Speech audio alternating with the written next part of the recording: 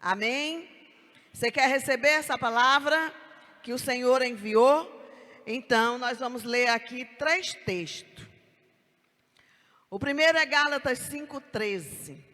5:13, que diz: Irmãos, vocês foram chamados para a liberdade. Diga, para a liberdade. Mas não use a liberdade para dar ocasião à vontade da carne. Pelo contrário, sirva uns aos outros, mediante o amor. O outro fica em 1 Pedro 2,16, que diz: Considerando que sois livres, não useis a liberdade como pretexto para fazer o que é mal, mas vivei como servos de Deus. E João 8,32, conhecereis a verdade, e a verdade vos libertará. Aleluia. Querido, nós vamos falar hoje como ser prisioneiro da liberdade. A Bíblia é o livro que mais aborda o tema da liberdade. Partindo do princípio lá de Gênesis, que relata a criação do homem totalmente livre. Deus nos criou à sua imagem, à sua semelhança, sem nenhuma raiz de nenhum mal, porque no nosso Deus não habita nenhum mal. E assim o Senhor nos criou. E o homem, queridos, antes de perpetuar uma descendência livre, ele se aprisiona. E aí ele passa a perpetuar uma geração aprisionada, porque a palavra de Deus diz que no pecado nós somos concebidos. Já nascemos com essa herança pecaminosa em Adão. Não é uma opção, eu não decidi nascer com essa natureza, mas é o pecado hereditário. É como a doença hereditária, querendo ou não, eu trago ela, porque os primeiros homens perpetuou essa prisão à sua descendência. A partir do verso 8 de Gênesis 3, Deus chega para confrontar o homem na sua burrada, porque pisou na bola, porque desobedeceu, porque deixou de ouvir a direção, porque não deu valor a tão grande bênção e liberdade, a todo o projeto maravilhoso que Deus projetou, aquele lugar maravilhoso, Éden, sem nenhuma influência do mal. O homem desprezou. E ali Deus chega para confrontar o homem e providenciar um meio para que essa condição de escravatura fosse removida da vida do homem e na terra. Amados, chegamos no profeta Isaías 9:6, que diz: um menino nos nasceu, um filho nos foi dado, o governo está sobre os seus ombros. A tão sonhada liberdade apontou o rosto, quando cumpriu a promessa e o nascimento do libertador, Cristo, o Filho de Deus, o Salvador do homem, que vivia aprisionado, subjugado. E a promessa, no tempo devido, foi se cumprida, foi concretizada. E nós corremos para a história de novo, e nós chegamos lá na cruz do Calvário, quando Jesus disse: está consumado. Deu um aleluia pelo menos.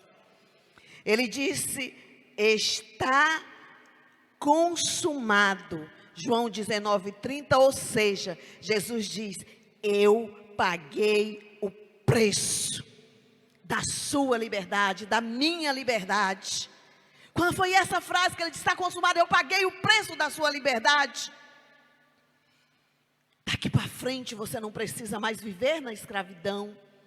Daqui para frente você não precisa mais ser escravo do pecado. Você não precisa mais viver na situação de escravatura. Jesus pagou o preço da sua e da minha liberdade. Amados, a morte do libertador do Salvador trouxe para a esfera humana a oportunidade de ser outra vez livre. Diga glória a Deus, pelo menos. Porque Ele nos trouxe essa oportunidade. Por isso que nós voltamos para o texto acima. E Paulo, ele está dizendo: amados, para a liberdade vocês foram chamados.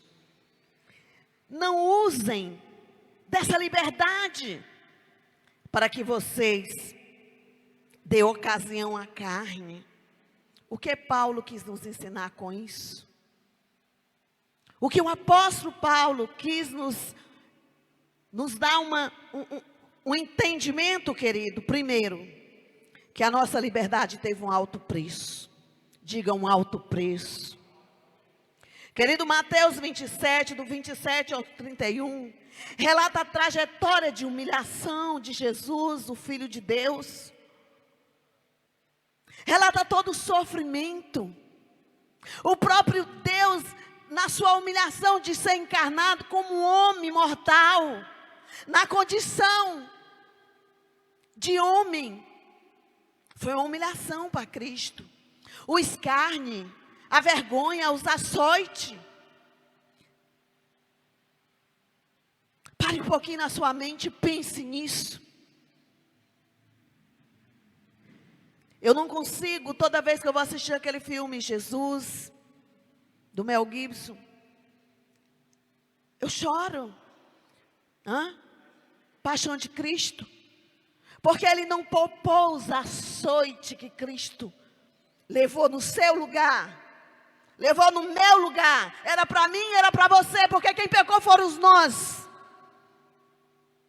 Nós fomos rebeldes, desobedientes a Deus e merecemos aquela cruz, merecemos aquele açoite, merecemos aquele desprezo e merecíamos o inferno. Mas Jesus veio no nosso lugar e pagou o preço. Então, meus amados, estávamos condenados. E Ele pagou esse preço. Isaías 59, 3 diz que os nossos pecados faziam separação. E faz ainda na vida daquele que ainda não chegou-se a Cristo. O pecado do homem faz separação entre o homem e Deus. Nós estávamos presos no nosso pecado e nós precisávamos ser resgatados, nós precisávamos sermos salvos. Cristo crucificado na cruz foi o preço mais alto e o único valor aceito por Deus. Deus não aceitou outro preço que não fosse a morte de um justo. Mas todos nós sabemos que não existia nenhum justo sobre essa terra. Já que viemos da linhagem, da condenação, do pecado, da escravatura, da situação de escravos. Como poderia achar um justo, uma pessoa pura, para que pudesse cumprir a exigência do Deus, de alguém santo, sem mácula, sem pecado? Teve que vir do céu. E o próprio Filho de Deus se dispor a vir. Jesus não precisava nos salvar. Deus não precisa de nós, nunca precisou e não precisa de nós. Às vezes as pessoas andam como se Deus estivesse implorando. Deus nos ama, mas Ele não precisa de nós. Deus é suficiente em si mesmo, mas Ele quis nos amar, Ele quis amar o homem. Oh, bendito Senhor, que maravilhosa graça que nos alcançou. Eu que não é merecedora, você que não é merecedora, mas somos alcançados com a graça de Deus, com o favor de Deus. Eu não sei como você reagir, mas eu tenho uma gratidão imensa, porque eu sei onde eu estava, e eu sei para onde eu estava indo, até Jesus se revelar a mim, e manifestar o seu amor, a sua grandeza para com a minha vida, mesmo eu não merecendo. Eu não sei você, mas eu tenho uma gratidão muito grande ao meu Deus. Então, querido, veio o próprio Deus para nos resgatar. Por isso, querido, eu posso dizer aqui no nosso segundo ponto: não trate de forma leviana a liberdade que custou o sangue do Filho de Deus. Não trate de forma leviana. Porque estamos vivendo tempo de crente viver de vida levianas, sem o menor temor a Deus, sem um pingo de temor. Você não tem medo de você morrer bem na hora que você está na sua carnalidade, na sua leviandade? Pois eu tenho. Eu tenho temor. Eu falo: Deus, todo dia gera arrependimento na minha vida. Eu erro. Mas não vou ficar alimentando carnalidade na minha vida. Temor. A Bíblia diz que o temor é o princípio de sabedoria e o que nos faz desviar do caminho mau. Então não trate de forma leviana a liberdade que custou o sangue do Filho de Deus. Custou o sangue do Filho de Deus, para que você não estivesse perecendo lá no inferno. Porque a pessoa sem Cristo, mesmo vivo, estão mortos. Estão apenas numa existência terrena. Se partir qualquer hora, você está cheio de familiares, marido, filhos, mulheres, primos, pais, caminhando para o inferno. Eu não sei você, mas eu clamo pelos meus. Eu tenho 30 anos que eu aceitei Jesus. E orei quase 30 pela minha mãe. E ela deu um derrame no ano passado. Eu me joguei no chão e falei: Senhor, se minha mãe morrer e for para o inferno, vai ser a maior tristeza da minha vida. Vai ser a maior tristeza do meu coração. Minha mãe para o inferno. E chorei, como chorei nesses anos. E fui. E minha mãe aceitou Jesus como Salvador. Sacudi a poeira e vim para casa. E oro por ela. O quanto tu tens chorado e clamado pelos teus que estão caminhando para o inferno. Tem pessoas que só ora por mim, mas ele mesmo não paga um preço. Ele mesmo não dá bom testemunho, ele mesmo não prega, ele mesmo não chora, ele mesmo não sente dor pelos seus. Eu não sei você, querido, mas se eu tivesse filhos desviados, eu vivia caminhando de joelho, porque eu não tenho, e eu vivo ainda orando pela minha dia e noite.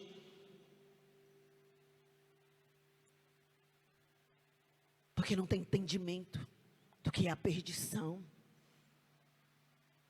Então não trate de forma barata o sacrifício do Filho de Deus. Agora, queridos, Satanás plantou na mente do homem que a liberdade é fazer tudo o que ele quer. E com isso criou uma confusão na mente dos fracos, que dizendo-se livre, na verdade, são escravos dos seus próprios desejos carnais, malignos. É assim que ele tem aprisionado até alguns filhos de Deus. Quando eu vejo o crente dizer: eu sou dono da minha vida, eu só posso pensar: nunca nasceu de novo. Porque nascer para Cristo é entregar toda a sua vida, a sua existência, sua vontade, seu querer para isso. E Satanás tem aprisionado muitos, usando esse discurso barato que nós vemos na mídia, por todo canto. E ainda com a palavra que eu não suporto: não me julgue. Porque hoje, quando você vai falar nas mazelas, está me julgando. Está julgando o quê? Nem oculta mais a vida carnal, pecaminosa, e vem dizer que a gente está julgando. Você já foi julgado pela palavra de Deus?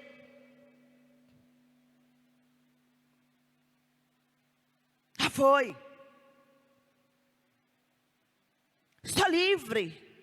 E aí a gente vê aí a multidão nas práticas mais terríveis, abomináveis, maléficas, abusando de bebês, de criança, toda forma de perversão, e tentando, tem nada a ver, cada um vive o que quer, o importante é o amor. Esse discurso, aonde Satanás tem aprisionado esses débeis, mas fazendo eles acreditar que é livre. Eu sou livre porque eu sou dono de mim mesmo, eu sou dono do meu corpo, minha regra. Que mentira maligna. E muitos filhos de Deus estão acreditando nisso.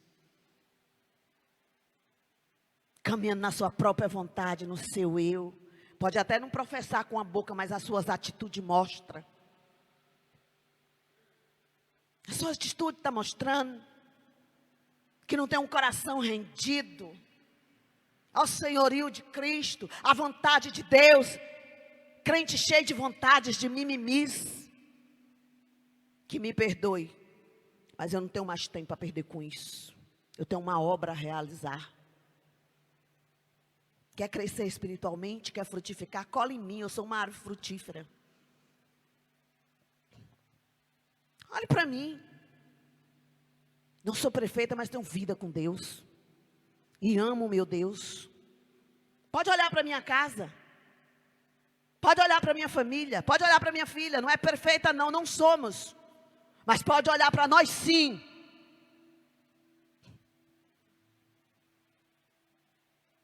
E estamos deparando com isso, queridos. Com essa geração aprisionada, mas estão aí achando que são livres. Que maligno, que malignidade, amados. Diga misericórdia. Misericórdia. Estão acreditando nesse engano. Isso não é liberdade, amado. Não há liberdade quando você não consegue controlar seus impulsos carnais. A Bíblia diz que qual foi o texto que você leu, bispo? Justamente agora, aquele que comete pecado é escravo do pecado. Não há liberdade quando você não domina seus impulsos carnais. Você é prisioneiro daquele que te domina.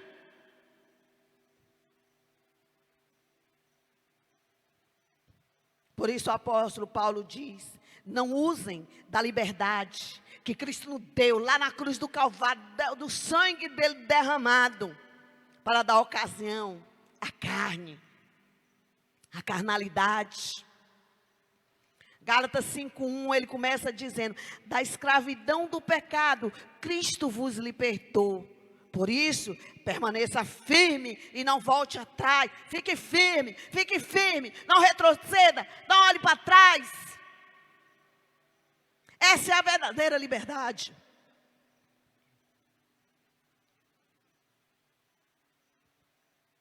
Amém?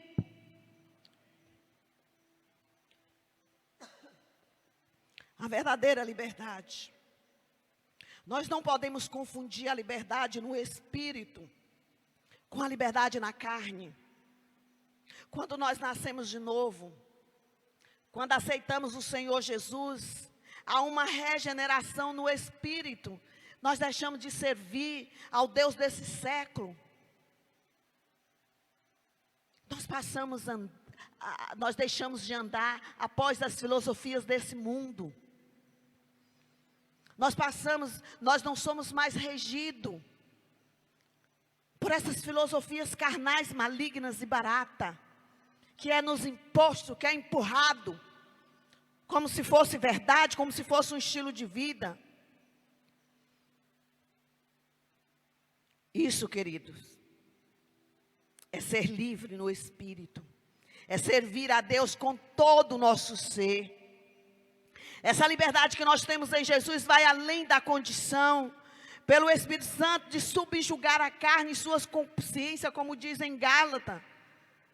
Porque essa liberdade nos torna livres das filosofias pagãs, das crendices, da superstição, que outrora nós éramos aprisionados, subjugados. A liberdade de Cristo nos torna livres. Porque a verdade do Evangelho nos liberta. Conhecereis a verdade vos libertará. A verdadeira liberdade, queridos, é que você não é mais dominado pela sua vontade, nem pelos desejos da sua carne. Porque em ti habita o Espírito da verdade. Em ti habita o Espírito de poder, de vida. Dê um glória a Deus por isso. Meu Deus, ninguém está feliz com isso. Em ti habita esse Espírito. Então, meus amados, conhecereis a verdade.